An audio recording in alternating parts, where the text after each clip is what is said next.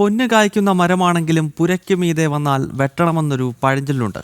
എന്നാൽ ഇനി അത് വെറുമൊരു പഴഞ്ചൊല്ലായി മാത്രം തള്ളിക്കളയാനാവില്ല.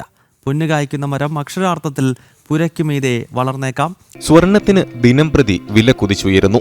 ഇക്കാലത്ത് ഒരു തിരി പൊന്നു വാങ്ങാൻ തന്നെ എത്ര നാളത്തെ അധ്വാനം വേണം. പഴമക്കാർ പറയും പോലെ പൊന്നു കായ്ക്കുന്ന ഒരു മരമുണ്ടെങ്കിൽ പണ്ടേക്കു പണ്ടേ നമ്മൾ പണം വാരിയേനെയല്ലേ. എന്നാൽ ഇനിയത് മലർപ്പൊടിക്കാരന്റെ സ്വപ്നം പോലെ തള്ളിക്കളയേണ്ട ഒന്നല്ല. പൊന്നു വേണമെങ്കിൽ മരത്തിലും കായ്ക്കും. വെറുതെ പറയുകയല്ല, ഫിൻലൻഡിലെ ശാസ്ത്രജ്ഞരുടെ ഏറ്റവും പുതിയ കണ്ടെത്തലാണത്. ഫിൻലൻഡിലെ നോർവേ സ്പ്രൂസ് മരങ്ങളുടെ സൂചി പോലുള്ള ഇലകളിലാണ് സ്വർണത്തിന്റെ അംശങ്ങൾ കണ്ടെത്തിയത്. നോർവേ സ്പ്രൂസ് എന്ന് കേട്ടാൽ അത്ര പരിചയമുണ്ടാവില്ല നമുക്ക്. പക്ഷേ ക്രിസ്മസ് ട്രീ എന്ന് പറഞ്ഞാൽ എല്ലാവരും അറിയും. മഞ്ഞു വീഴുന്ന ക്രിസ്മസ് കാലത്ത് മിന്നിത്തിളങ്ങുന്ന കുഞ്ഞു ബൾബുകൾ തൂക്കി കൊടിതോരണങ്ങൾ കൊണ്ട് അലങ്കരിക്കുന്ന ആ ക്രിസ്മസ് ട്രീ തന്നെയാണ് കക്ഷി. ഔലു സർവകലാശാലയിലെയും ഫിൻലാൻഡിലെ ജിയോളജിക്കൽ സർവേയിലെയും ഗവേഷകർ ചേർന്നാണ് സ്വർണത്തിന്റെ അംശങ്ങൾ കണ്ടെത്തിയത്. ഈ മരങ്ങളുടെ നീളമേറിയ വേരുകൾ ആഴത്തിലുള്ള സ്വർണത്തെ വരെ വലിച്ചെടുക്കും.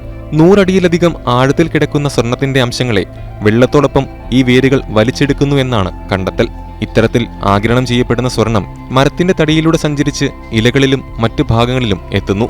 മരത്തിനുള്ളിലെ ചില ബാക്ടീരിയകളും സൂക്ഷ്മാണുക്കളും ലയിച്ച ഈ സ്വർണത്തെ കട്ടിയുള്ള സ്വർണ്ണ കണങ്ങളാക്കി മാറ്റുന്നതായും കണ്ടെത്തിയിട്ടുണ്ട്. മനുഷ്യരുടെ മുടിയേക്കാൾ നേർത്തതായതുകൊണ്ട് തന്നെ നഗ്നനേത്രങ്ങൾ കൊണ്ട് ഇവയെ കാണാൻ നമുക്കാവില്ല. മരത്തിന്റെ ഇലകളിലാണ് ഇത്തരത്തിലുള്ള സ്വർണം ശേഖരിക്കപ്പെടുന്നത്. അതുകൊണ്ട് തന്നെ ഈ മരങ്ങളുടെ ഇലകൾ പരിശോധിച്ചാൽ ആ പ്രദേശത്തിന്റെ അടിയിൽ സ്വർണ്ണ നിക്ഷേപമുണ്ടോ എന്ന് എളുപ്പത്തിൽ കണ്ടെത്താമെന്നതും പ്രത്യേകതയാണ്. ഈ പ്രക്രിയ നോർവേ സ്പ്രൂസ് മരങ്ങളിൽ മാത്രമാണോ എന്നതിൽ ഇനിയും വ്യക്തത വരേണ്ടതുണ്ട്. ഭാവിയിൽ സ്വർണം ഉൽപ്പാദിപ്പിക്കാൻ മരങ്ങളെ ആശ്രയിക്കാമെന്നതും ഒരു സാധ്യതയായി മാറുകയാണ്. ചുരുക്കി പറഞ്ഞാൽ പൊന്നു കായ്ക്കുന്ന മരം നട്ടുവളർത്തുന്ന കാലം വിദൂരമല്ലെന്ന്. സയൻസ് ഡെസ്ക്, ജനം.